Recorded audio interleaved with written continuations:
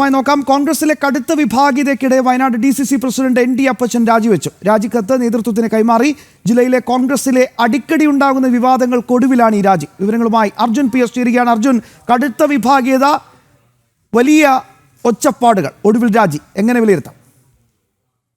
ക്ഷമ ഇത്തരത്തിൽ തന്നെയായിരുന്നു. കുറച്ചു നാളായി ഈ വയനാട്ടിലെ കോൺഗ്രസിൽ വലിയ രീതിയിലുള്ള ഒരു പൊട്ടിത്തെറി നടന്നുകൊണ്ടിരിക്കുന്ന ഒരു സമയമായിരുന്നു. അതിൽ പ്രത്യേകമായി ND അപ്പച്ചനെതിരെ വലിയ രീതിയിലുള്ള വിമർശനങ്ങൾ ഉയർന്നു വരുന്ന ഒരു സാഹചര്യം ഉണ്ടായിരുന്നു. പ്രത്യേകിച്ച് പുൽപ്പള്ളിയിലെ കള്ളക്കേസ്, അതുപോലെ തന്നെ അതിനെ തുടർന്നുണ്ടായ മറ്റൊരു ആത്മഹത്യ, ഇതൊക്കെ തന്നെയും വിരൽ ചൂണ്ടിയത് ND അപ്പച്ചന്റെ നേതൃത്വത്തിലേക്കാണ്, അല്ലെങ്കിൽ ND അപ്പച്ചന്റെ മേലിലേക്കാണ്. അതുകൊണ്ട് തന്നെ വലിയ വിഭാഗീയത നേരത്തെ തന്നെ വയനാട്ടിലെ കോൺഗ്രസിൽ നിലനിന്നിരുന്നു. നേരത്തെ തന്നെ നമ്മൾ നേരത്തെ സൂചിപ്പിച്ച പോലെ തന്നെ കഴിഞ്ഞ ദിവസം നൽകിയ വാർത്ത പോലെ NM വിജയന്റെ അടക്കമായിട്ടുള്ള ഇത് അവരുടെ മുൻ ട്രഷറർ NM വിജയന്റെ അടക്കമുള്ള ആത്മഹത്യ അടക്കം വലിയ രീതിയിലുള്ള ഒരു ചർച്ചാ വിഷയമായ ഒരു സാഹചര്യമായിരുന്നു വയനാട്ടിൽ ഉണ്ടായിരുന്നത്.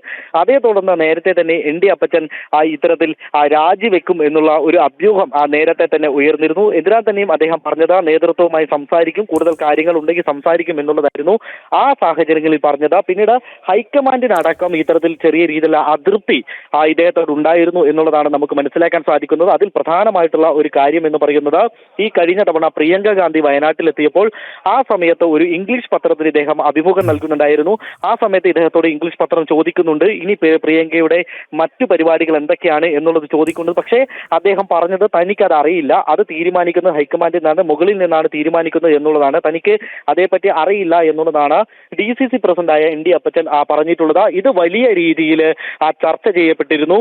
അത്തരത്തിലുള്ള ഈ ചർച്ച പിന്നീട് ഹൈക്കമാൻഡിൽ എത്തുകയും അവിടെയും ചർച്ചയായിട്ടുണ്ട് എന്നുള്ളതാണ് നമുക്ക് മനസ്സിലാക്കാൻ സാധിക്കുന്നത്. അതുകൊണ്ട് തന്നെ മുകളിൽ നേതൃത്വത്തിൽ തന്നെ വലിയ രീതിയിലുള്ള ഒരു വിമർശനം ND അപ്പച്ചനെതിരെ ഉണ്ടായിരുന്നു. തുടർന്നാണ് ഇത്തരത്തിൽ ഇന്ന് ND അപ്പച്ചൻ രാജി പ്രഖ്യാപിച്ചിട്ടുള്ളത്. ഇന്നും നമ്മളോട് ND അപ്പച്ചൻ പറഞ്ഞിട്ടുള്ളത് തനിക്ക് ഇവിടെ നിൽക്കാൻ താല്പര്യമില്ല, തനിക്ക് ഈ ഒരു ചുമതലയിൽ ഇപ്പോൾ നിൽക്കാൻ താല്പര്യമില്ല, അതുകൊണ്ടാണ് താൻ ഇതിൽ നിന്നും ഒഴിവാകുന്നത്. പാർട്ടി എനിക്ക് മടുത്ത് ഇനി ഇറങ്ങിപ്പോവല്ലാതെ മറ്റൊരു വിഷയമില്ല, മറ്റൊരു വഴിയില്ല.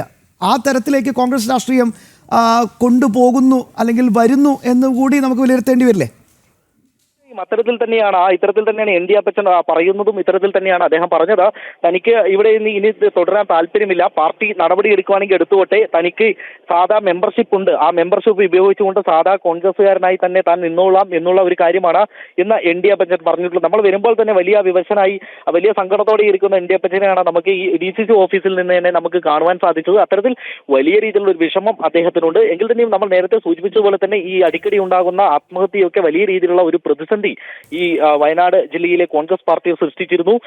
ഏകദേശം 5ഓളം ആളുകളാണ്, അല്ലെങ്കിൽ 5 പേരാണ്, കോൺഗ്രസിന്റെ നേതാക്കളായ 5 പേരാണ് ഈ അടുത്ത് തന്നെ ആത്മഹത്യ ചെയ്തത്. 5 പേർ ആത്മഹത്യ ചെയ്യുന്ന ഒരു സാഹചര്യം ഉണ്ടായിരുന്നു. അതിന്റെ ഒടുവിലത്തെ ഉദാഹരണമാണ് ഇത്തരത്തിലുള്ള NM വിജയന്റെ ആത്മഹത്യ എന്ന് പറയുന്നത്. അത്തരത്തിൽ അദ്ദേഹവും ആത്മഹത്യ ചെയ്തതിനു ശേഷം വലിയ രീതിയിലുള്ള ഒരു പ്രതിരോധത്തിലേക്ക് പാർട്ടി നീങ്ങിയിരുന്നു. മാത്രമല്ല അതിൽ വലിയ രീതിയിൽ വിമർശനം വന്നത് ഒന്ന് IC ബാലകൃഷ്ണനും അതുപോലെ തന്നെ DCC പ്രസിഡന്റിനും എതിരെയായിരുന്നു. അതിൽ തന്നെ അദ്ദേഹം വലിയ രീതിയിൽ തളർന്നു പോകുന്ന ഒരു സാഹചര്യം ഉണ്ടായിരുന്നു, തകർന്നു പോകുന്ന ഒരു സാഹചര്യം ഉണ്ടായിരുന്നു. അതേ തുടർന്ന് വലിയ രീതിയിലുള്ള ഒരു പ്രതിഷേധം ഈ പാർട്ടിക്കുള്ളിൽ തന്നെ ഉണ്ടായിരുന്നു എന്നുള്ളതാണ്.